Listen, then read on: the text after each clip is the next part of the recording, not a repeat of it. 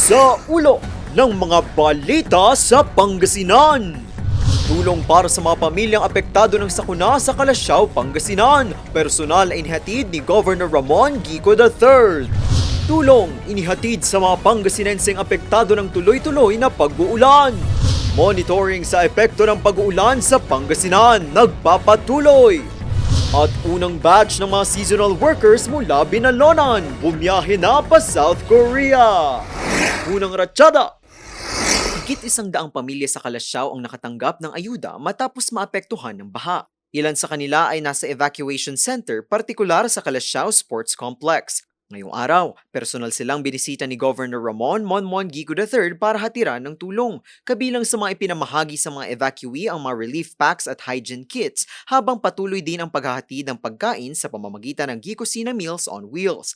Bukod sa mga pangunahing pangangailangan, nakatanggap din ang mga apektadong pamilya ng serbisyong pangkalusugan, kabilang ang libreng medical check-up at mga kinakailangang gamot. Layo ng mga serbisyong ito na matiyak na hindi lamang pagkain at relief goods ang naihahatid sa mga pamilyang napilitang lumikas, kundi pati na rin ang agarang serbisyong pangkalusugan na kanilang kailangan. Samantala, patuloy din ang pamamahagi ng relief packs sa iba pang bayan sa Pangasinan na apektado ng mga nagdaang bagyo at habagat. Sa gitna ng pagbaha at mga hamon na dulot ng masamang panahon, patuloy ang pagkilos ng pamahalang panlalawigan at ni Governor Gico III upang maipaabot ang agarang ayuda at serbisyo sa mga Pangasinense na nangangailangan.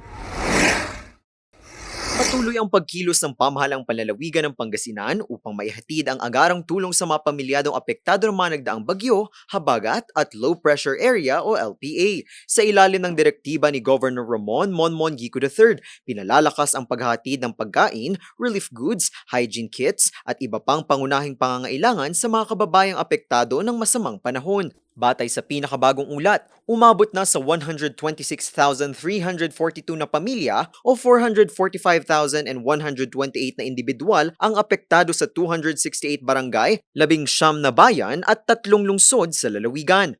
Sa kasalukuyan, 738 na pamilya o 2,645 na individual ang kasalukuyang tinutulungan at nananatili sa mga evacuation center. Samantala, 35 pamilya o 112 na individual naman ang nasa mga itinalagang outside evacuation areas.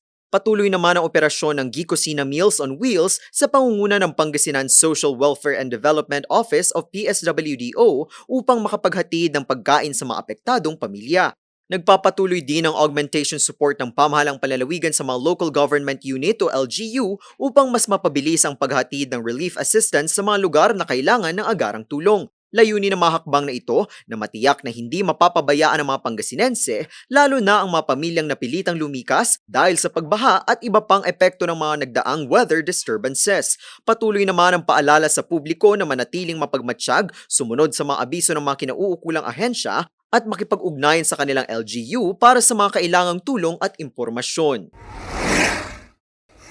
Patuloy ang pagmomonitor ng mga kapulisan sa mga lugar na apektado ng pagbaha, kabilang na ang level ng tubig sa mga ilog at mga creek sa Pangasinan. Isa rin sila sa mga frontline sa pag-evacuate sa mga kababayang nasalanta ng tuloy-tuloy na pag-uulan. Patuloy rin ang paghahatid nila ng mga relief goods, katuwang ang pamahalang panlalawigan ng Pangasinan at ilan pang ahensya ng pamahalaan. Sa direktiba na rin ni Governor Ramon Monmon Gico III, aktibo ang PNP sa pagsigurado ng kaligtasan ng bawat Pangasinense sa gitna ng sakuna. Hinihikayat naman ng Pangasinan PNP ang publiko na manatiling mapagmatsyag at sumunod sa mga abiso ng lokal na pamahalaan at mga kinauukulang ahensya. Bukas daw ang kanilang mga hotline sa mga nangangailangan ng agarang tulong at responde. Gaya ni Governor Gico III, sa gitna ng kalamidad, patuloy daw ang serbisyo at paglilingkod ng Pangasinan PNP para sa mga kababayang Pangasinense. 20 seasonal workers mula sa bayan ng Binalonan, Pangasinan ang matagumpay na nakalipad patungong Yongyanggon, South Korea. Sila ang unang batch ng mga benepisyaryo ng Binalonan Seasonal Workers Program. Layo ng programa na magbigay ng mas maraming oportunidad sa paghahanap buhay, kabilang ang pagkakaroon ng pagkakataong makapagtrabaho sa ibang bansa. Bunga ito ng pakikipagtulungan ng LGU sa pamumuno ni Mayor Ramon Ronald V. Gico IV kasama ang Public Employment Service Office o PESO at Municipal Tourism Office. Suportado rin ang programa ni Governor Ramon V. Gico III bilang bahagi ng patuloy na pagsusulong ng mga oportunidad sa trabaho at kabuhayan para sa mga Pangasinense. Samantala, patuloy namang isinusulong ng mga lokal at panlalawigang pamahalaan ang mga programa na nagbubukas ng mas maraming disente at legal na oportunidad sa pagtatrabaho sa loob man o labas ng bansa. Ang pag-alis ng unang batch ng Binalonan seasonal workers ay itinuturing na panibagong hakbang tungo sa mas malawak na oportunidad para sa mga residente ng Binalonan at mga Pangasinense.